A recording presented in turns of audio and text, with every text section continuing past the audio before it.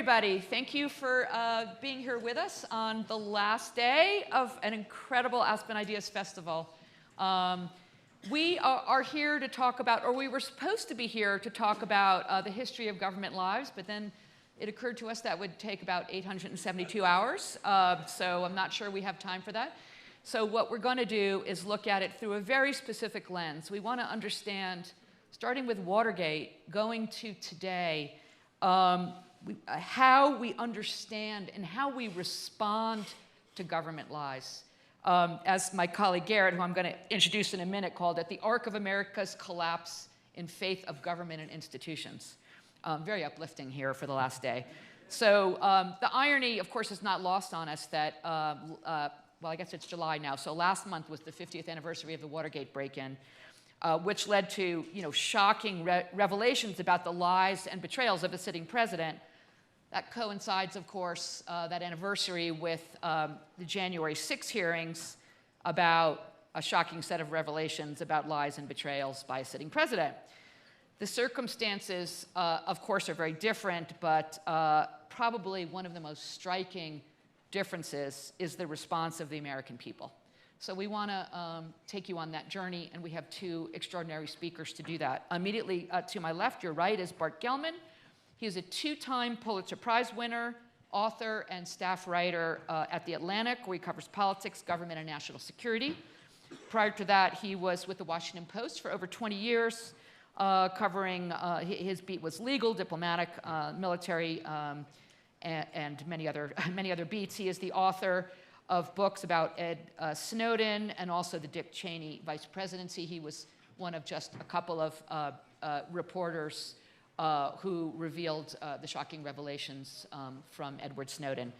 And then we have Garrett Graff, I'm happy to say is my colleague. He's a director of cyber initiatives at Aspen Digital, which is a program at the Aspen Institute that I oversee. He is also a contributor to Wired and CNN. He was previously editor of the Washingtonian and Politico, and he is the author of some extraordinary best-selling books, including a book that has just come out right now that I encourage everybody to buy and read, called Watergate, A New History. Also, The Only Plane in the Sky, about 9/11, Threat Matrix, and Raven Rock. Okay, so with that, thank you guys for what's going to be an amazing conversation. Garrett, let's start with Watergate. So we know that the hearings led to the downfall of Nixon and really triggered ultimately broad national disgust from both sides of the aisle about his dirty tricks.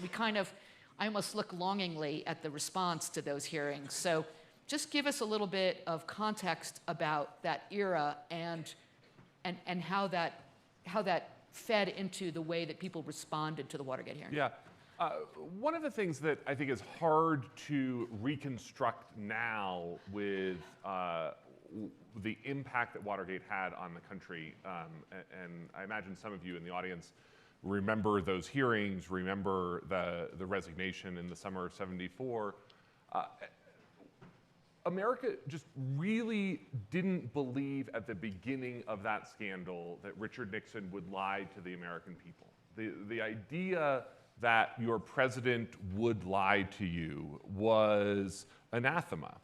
And so much of the shock of Watergate from 1972, when the break-in occurred, through the summer of '74, came as Washington, whether it was the media, whether it was members of Congress, whether it was the public, wrestled with this question of the very idea that the president could lie to you. And of course, we now understand, and this was what a big part of what my book tried to do, is put Watergate in a broader context, that it's not just the break-in on June 17th, 1972 at the Watergate office complex with the DNC, but it was this dark and criminal and paranoid conspiratorial mindset that Richard Nixon brings to the presidency, and that it's very intricately linked to the Vietnam War and the Pentagon Papers, both, of course, other sort of landmark moments in the history of presidential administrations misleading the American people.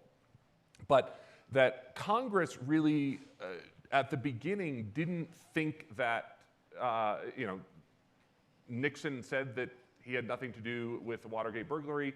The press trusted him, Congress trusted him, and the idea that anyone would impeach the president was just deeply foreign. And you see all of these Democratic and Republican members of Congress themselves in 1973, 1974 saying, well, we can't impeach the president. He's the president. We respect the office too much. And of course, now we understand sort of how deep the lies were and how mendacious and criminal Richard Nixon's presidency was. And over time, as those lies, as that corruption manifested itself and became public, you saw, first the public and then later members of Congress, including the president's own party, eventually turn against him. And I think sort of part of one of the things that when we look at the modern legacy of Watergate is, in a very weird and ironic way, it has made every subsequent presidential scandal less shocking. And in some ways, sort of Richard Nixon's crimes so shocked America, caused such a collapse of faith in American government and the presidency, that in some ways it's made it easier for all subsequent presidents to survive scandals that would have actually sunk earlier presidents. And we're going to talk about some of those scandals in a minute, and how we see that trajectory of the public just getting sort of, inured to, just becoming less and less shocked until today. But before we do, I just want to stick with Watergate for just a minute. Give us context on two pivotal issues. One, the response from the Republican Party. Nixon, of course, was a Republican, and their journey from first wanting to protect the president to then realizing this guy has to go. And then I want to ask you also about the context of the news media at the time and their role, because this is going to be important as we follow the story to today. And you're absolutely right that Watergate in many ways creates the modern political environment that we now experience government and politics through. It changes the way that Congress does oversight. Before Sam Ervin's Watergate Committee in the summer of ’73, there was no long-standing tradition of congressional oversight of the executive branch in the way that we are sort of now used to. In fact, as Ervin's committee comes together and they look back at the analogs to the work that they try to do, one of the things that they draw on, that they have to go all the way back to 1861 and Congress's investigation of the Battle of Bull Run to see sort of the type of work that they want to be doing. And of course, you also see the news media beginning to really change its perspective on not taking government statements at face value, launching sort of a much broader investigative and inquisitive mindset in Washington that we sort of shorthand as Woodward and Bernstein, although sort of one of my arguments in the book is that we vastly overplay Woodward and Bernstein's impact on Washington at that moment. And that on the Republican side, you really see this evolution from 1973 to 1974, where the whole spectrum of the Republican Party, moderates like Lowell Weicker, sort of center Republican leaders like Howard Baker, and even sort of the conservative standard bearer like Barry Goldwater, all come to play this really important role in forcing Richard Nixon from office because, and I think that this is the biggest difference that you've seen between sort of now and January 6th, at the time, members of Congress realize that they have an important independent role to play as members of the legislative branch to hold the co-equal executive branch in check for its abuses of power, and that their first responsibility is not as partisan Republicans, but as members of Congress and members of the legislative branch, and that they, very reluctantly but very forcefully turn on Richard Nixon in order to protect the prerogatives of the legislative branch and sort of protect the constitutional checks and balances of our system. Yeah. Okay, so Bart, I want to turn to you. We're gonna skip over for the moment 30 years of history, including other executive branch shenanigans and lies like Iran-Contra or Monica Lewinsky, and let's jump to the 21st century and WMD.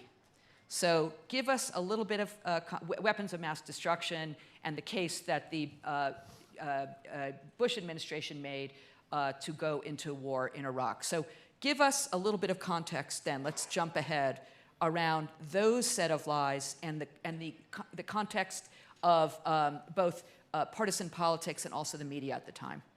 Sure, thank you.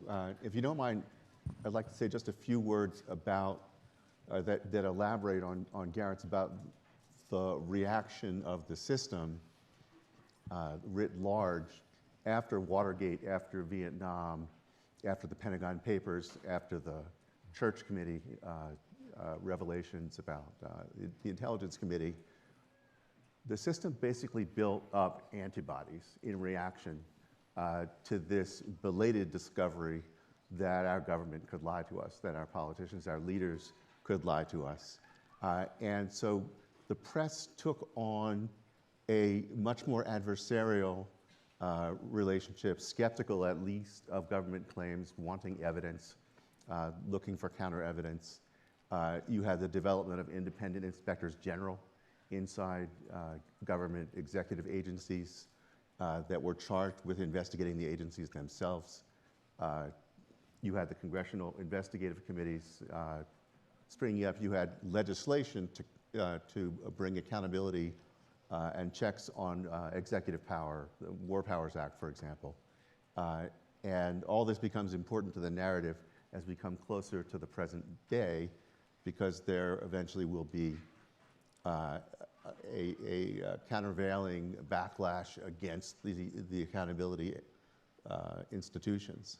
But skipping ahead to WMD, you had a kind of set of lies that were traditional in a sense, that they were instrumental to a policy end. The president and the vice president wanted war against Saddam Hussein, against Iraq, each for their own reasons. Bush in partly in vengeance against Saddam's attempt to assassinate his father, which didn't go very far but was a legit attempt. And because he believed in the spread of democracy around the world and he imagined that the Iraq War could bring democracy to the Mideast. Cheney, because he believed in something that he called a demonstration effect. The United States had been hit hard on 9/11 and needed to knock somebody down hard in response to show that we were not a weak country, we were a strong country. And Saddam was a convenient excuse. And so there were two basic lies that had to be propounded in order to justify that war, in order to gin up Americans for a war not against Al-Qaeda, but no, look over here, we have another enemy over here in Iraq. One lie was that there were close ties between Saddam and the Ba'athist Party of Iraq and the terrorist groups. And so it was an extension of the war on Al-Qaeda to attack Iraq. The other was that Iraq was an imminent threat to the United States and its allies because it was building weapons of mass destruction. The WMD claims were not entirely a lie. That is to say, on the biological weapons and the chemical weapons, there was substantial reason to believe that Iraq might still have stockpiles of those weapons. The UN agency responsible for disarming Iraq believed that Iraq still had stocks of those. They used a method called the material balance. They knew all the ingredients of chemical weapons and biological weapons. They saw how many of those ingredients Iraq had fabricated or imported, and they could only account for a fraction of them. So what happened to all the rest? There must be some hidden weapon somewhere. What was just unambiguously a lie was the part that the Bush administration settled on because it was much more dramatic and had much greater impact on the American public, and that was the nuclear weapons assertion. The assertion that Iraq was on the brink of building a nuclear weapon. Cheney even told congressional leaders who were reluctant to authorize war that Iraq was perfecting designs for a suitcase-sized nuclear weapon that could be used by terrorists, the alleged terrorist allies of Saddam Hussein. And this was basically made up out of whole cloth. Iraq had once had a real nuclear weapons program. It had been systematically destroyed by the IAEA under UN compulsory authority over the previous 10 years. And the stuff just wasn't there.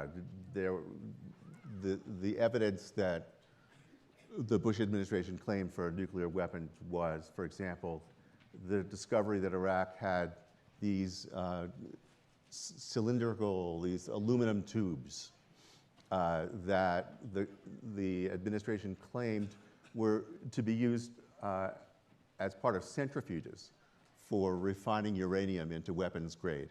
Now, I did a lot of reporting on that, and inside the US government, the best government scientists in the field of uranium enrichment said, we're scientists, so we never say never, but if you gave me those tubes and asked me to enrich uranium, I wouldn't know how to do it. They're not appropriate for the task. And it also turned out those tubes were exact replicas, millimeter by millimeter, and using the exact same grade of T-70-75 aluminum as a standard NATO rocket called the Hydra. And so Iraq, in fact, was using the tubes to reverse engineer NATO munitions, conventional munitions. Now, the thing was, I mean, and this idea of a mushroom cloud was quite persuasive. It had a big impact on public opinion and helped them sell the war. Now, they made the mistake of allowing reporters, and I'll give you my own experience, to infiltrate into the weapons hunters after the initial conquest of Baghdad. As I say, I went to Iraq and managed to cadge my way into a task force that was charged with going out and finding and disarming all these weapons of mass destruction that they claimed they had found. And what I discovered was that there was a top 90 list of sites that they suspected were involved in non-conventional weapons, and that in 90 of the top 90 sites they had found nothing. And I watched them as they went from site to site and, burst through doors and into hidden compartments and pierced the inner vault of the place they were looking for and found a cache of vacuum cleaners, literally, or swimming pool chemicals, or in one case, documents they got very excited about in Arabic with drawings of laboratory glassware, and they had it translated, and it was a graduate school exam on physics, and it was a student who'd written up Boyle's law. So the interesting thing about the WMD case is that lies were intricately bound up with secrecy. So if you think about secrets, you could divide them perhaps into three categories. You have simple secrets. When you're buying a car, you know that the seller is not disclosing to you whether he has another offer or what the offer is. You have complex secrets, which is things that you don't know. So, like, for example, the car owner forgot to tell you that, the engine fell out last week, and you duct taped it back into the car. And then you have deceptive secrets, in which secrecy helps cover up a lie. So that's when they've But in the case run of, the odometer back. but also in that era, there were a set of co-conspirators insofar as there was, since Watergate till that time, there was the rise of first very conservative talk radio, Fox News, and also mainstream media like Judy Miller and the New York Times, who, whether on purpose or by accident, held up that story, which of course had nothing behind it. And that had a big impact on public opinion. It did. It did. Now, there were limits, though, to the use of political lying. When I revealed the top 90 sites were empty, when I revealed that they were filled with vacuum cleaners, they stopped claiming that there were weapons of mass destruction at those sites. They didn't say, yes, there are. They were embarrassed and started spinning and changing the subject and moving in other directions. That was not the only strategy available to them. That's not the strategy you saw going forward closer to the present day. But they were capable of being rebutted. Let's put it that way. Yeah, but there was widespread support for the war, at least initially. So there was. I mean, a plurality of Americans eventually believed that Saddam Hussein not only had weapons of mass destruction, but had already used them against Americans. yeah, and was responsible for 9/11, which of course was not. And shared responsibility Yeah. for 9/11. Yeah, I mean, the propaganda worked for a while until it stopped working. Yeah. Okay, we're gonna jump ahead another 10 years to the Edward Snowden disclosures, which, and again, remember, over this time, the media environment, so Ed Snowden was 2013, 2014. Right.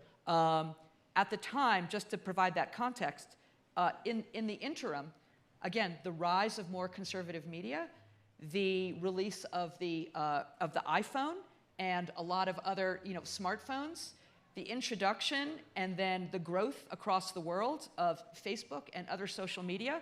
So here comes Ed Snowden. And what was the impact on those lies, and how were those received both by the public, but also, for the first time, implicated here are American businesses? So what Snowden found as a young contractor at the NSA and before that at the CIA, and what he objected to, was that the American people had been subjected to lies about the use of the intelligence community against American targets. The long-standing claim was the NSA looks outward at the world. It does not look inward. We don't spy on Americans. Keith Alexander had gone to DEF CON, the big hacker conference, the year before Snowden's revelations, and said quite categorically that we don't spy on Americans. A few months before the Snowden revelations, James Clapper, the director of national intelligence, had been in a hearing with Rod Wyden, who was cleared for the classified programs and knew the answer and tried to put him on the spot. And he said to him in a congressional hearing, General Clapper, does the US government collect any kind of data at all on millions or tens of millions of Americans using the intelligence services? And Clapper said, no, sir. And Wyden said, no? And Clapper said, no, sir, not wittingly. Now, after the Snowden revelations, Clapper unfortunately explained himself by telling Andrea Mitchell of NBC News that he had given the least untruthful answer that he could in the circumstances. Now, you know that can't be right, because the truth is less untruthful than the answer he did give. What Snowden revealed, and he believed based on the history of whistleblowers, and I'll just mention that history briefly, that when whistleblowers come out and disclose things, the system defends itself by attacking the messenger, by calling them dissatisfied or failed employees, by calling them liars, and Traitors. traitors. And it's very hard for those whistleblowers to maintain their stories or maintain their credibility. Snowden decided the only way to do it would be to unveil a substantial archive of proof. And so he gave to me and to 2 other journalists a cache of what ended up being about 50,000 highly classified US government documents. We could go into this in the Q&A if anybody wants to. I did many stories about those documents. I also held back many stories because there were many, and Snowden wanted me to make this my own judgment. There were many that I thought should not be disclosed. But it showed that the US government was collecting telephone call records of all of you, of everyone, in order to use sophisticated big data analysis to help it pick out targets for further espionage. And it also was doing bulk collection overseas of sort of thick pipes of communications going around the world that in the process also collected a huge amount of American data. I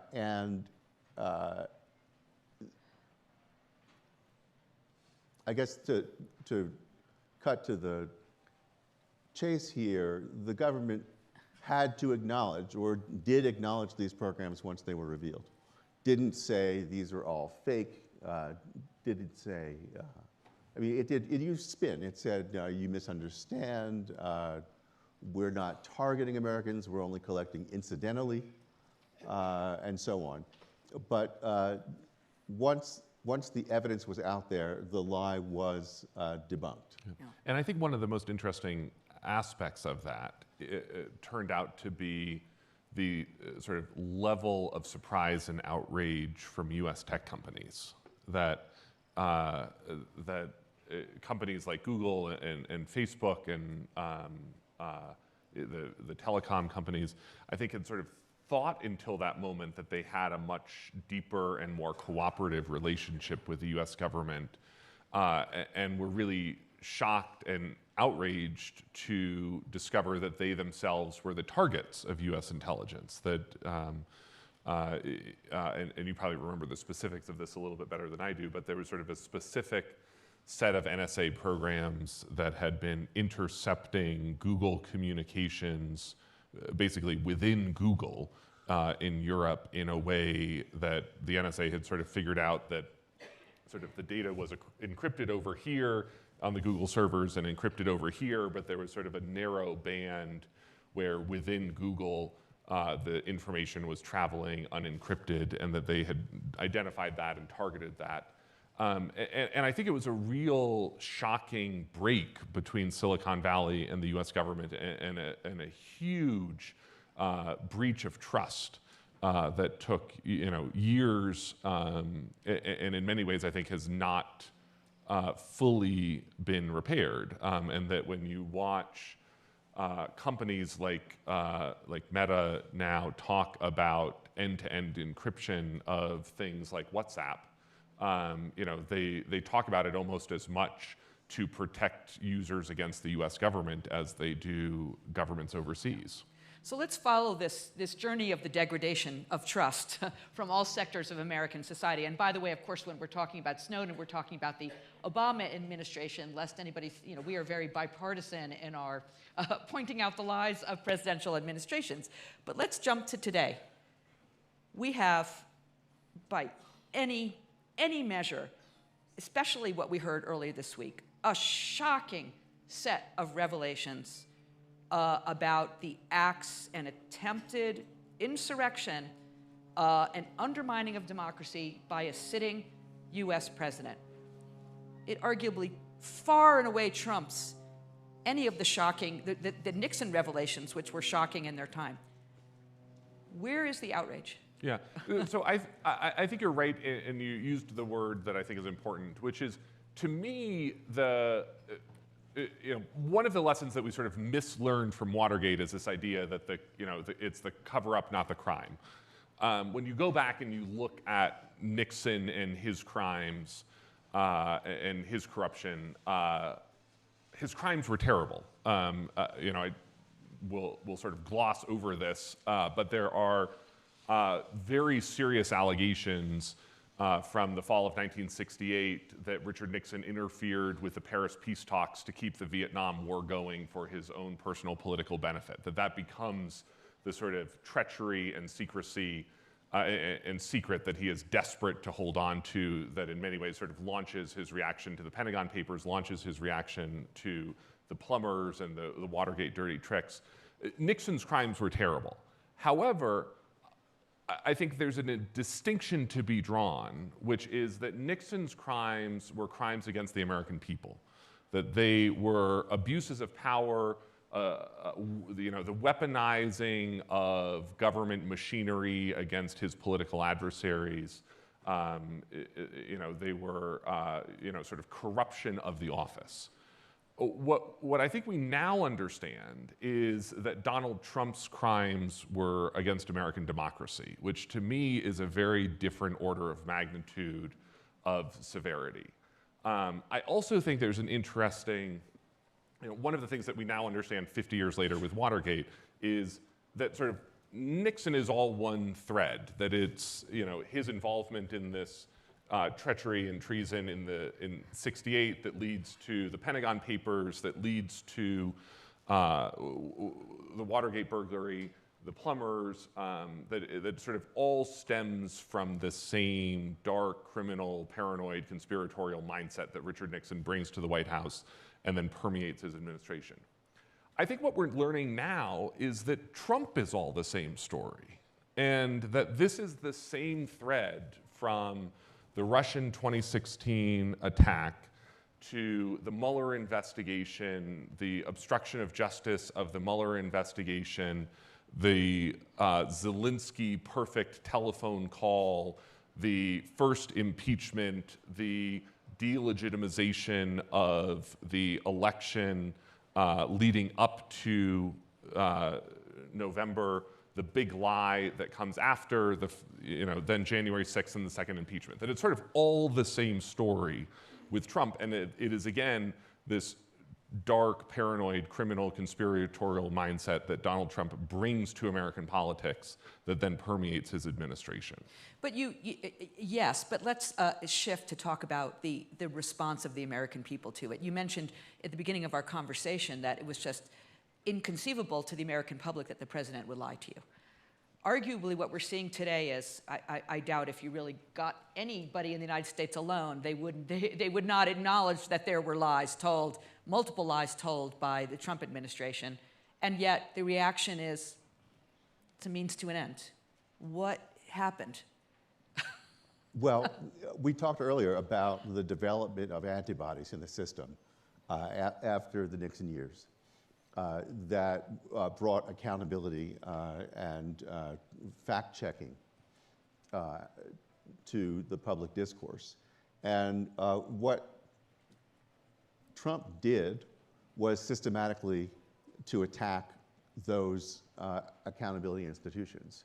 He worked from the very beginning and explained explicitly why he was doing it to destroy the credibility of the independent press. He called it fake news every single day. Enemy of the people. He declared members of the media to be enemies of the people. And he persuaded tens of millions of Americans that that was true. Meanwhile, there had arisen an alternative media universe that was, in effect, an extension of the party apparatus, and that provided the alternative facts, as Kelly Conway would have put it, and then, I mean, he simply lied multiple times every day of his presidency, and people often ask about whether Trump really believes the things he says, and I think that's the wrong question. I think he has no relationship at all with the truth. I think in each instance, he considers what he wants, and then he says whatever the thing is that would help him get what he wants. And he's not only indifferent to, but it never even is part of his calculus, what is a fact out there in the world. And tens of millions of Americans are with him along on that journey. Yeah. We want to move, there's so much more. We could spend the next hour talking, but I want to make sure we get in some time for questions. So there are mics floating around, and I'm going to go right here in the back because you're closest to the mic, and then we'll come up front here. Thank you. I guess I'm interested to hear your thoughts on just the January 6 hearings, and with everything going on in the nation right now, the last week, what do you think is in store for the future of our nation? And depending on how the January 6 hearings go, what could that mean for us? So in this very uplifting conversation of a lot of heartwarming topics, I have a very depressing answer to that particular question, which is, I think that there are two levels that are worth looking at the January 6th hearings on. One is its effect on Donald Trump sort of personally, which I think has been quite devastating. And I think that, I have obviously no idea what the Justice Department is going to end up doing. The January 6th committee, I think, is making a very serious case that there's plenty of criminal behavior here to be investigated and I would hope eventually charged. And that I think you're beginning to actually see Republicans in sort of subtle but important ways take, a half step back from Trump here, a half step back from Trump there, that have some potential to have downstream negative implications for his ability to run again in 2024. I think the challenge is, for a lot of the reasons that Vivian has sort of already mentioned here, Donald Trump is still the symptom, not the disease. And that, Judge Luttig in the January 6 hearings made very clear that what he sees is that there is a very open and public series of actions being taken by Republican candidates and office holders across the country to basically say, we're going to organize the next coup better and steal the next election more successfully than we did this one. The Supreme Court saying yesterday that it's going to consider in this next year the independent state legislature question, that's a pretty troubling sign because, that was an idea that 2 years ago was considered, a crazy fringe idea. And that even if Donald Trump is not the party figurehead in 2024, which I think might be one of the outcomes of the January 6 hearings, there's very little encouragement that I see that the Republican Party is not still sort of committed to overturning democracy in the way that we know it. Thank you for cheering us up, Garrett. Let's have a question right here. Yeah. Hi. Your question, please? Can you talk about the lies Trump and other Republicans told about widespread voter fraud and their response of making laws which make it harder for people to vote, especially people with disabilities and low income and communities of color? That's a huge and important question. The claims about voter fraud were part of Trump's systematic advance attempt to discredit the machinery of elections in this country.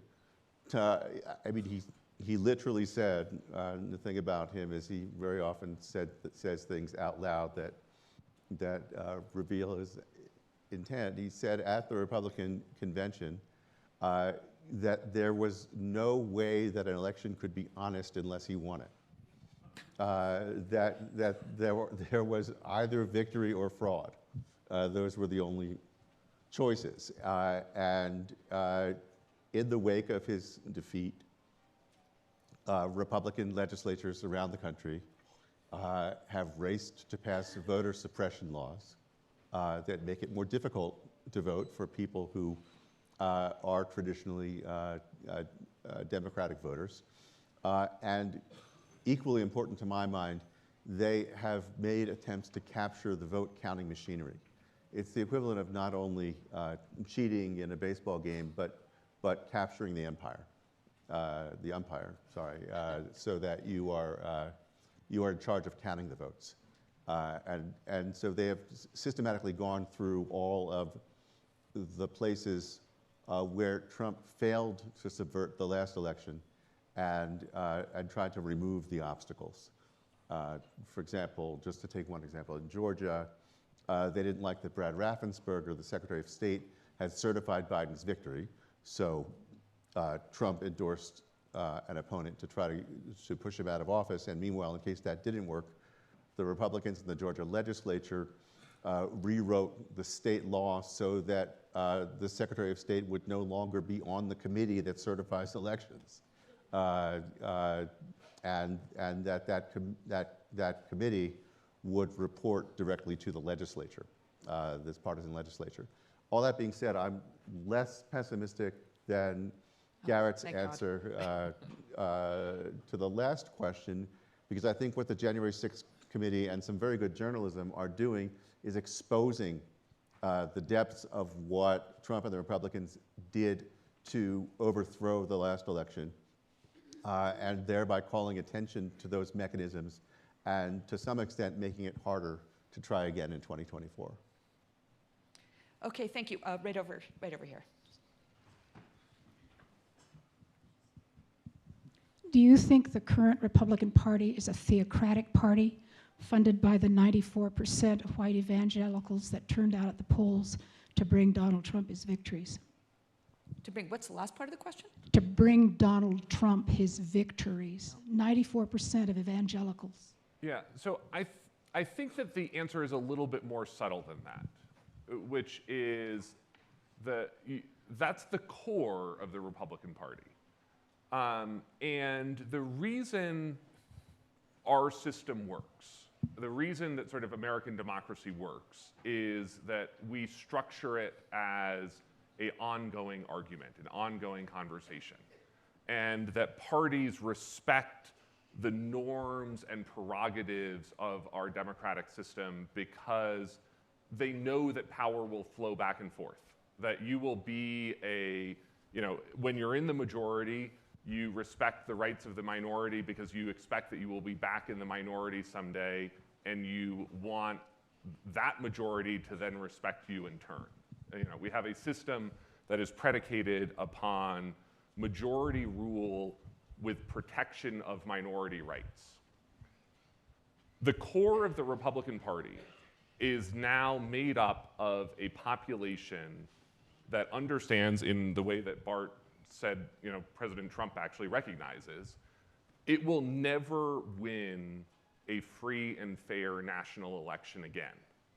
And that rather than sort of shifting its policy views, rather than sort of shifting its demographic appeals in the way that we sort of traditionally see political parties do and shift generation to generation to sort of reflect the changing electorate and reflect changing political winds. The Republican Party is on a mission right now to lock in minority rule of a majority state that it realizes it is out of step with. And that, to me, is sort of the difference that we are now seeing play out, is that the Republican Party is saying, we are not going to adjust to the future.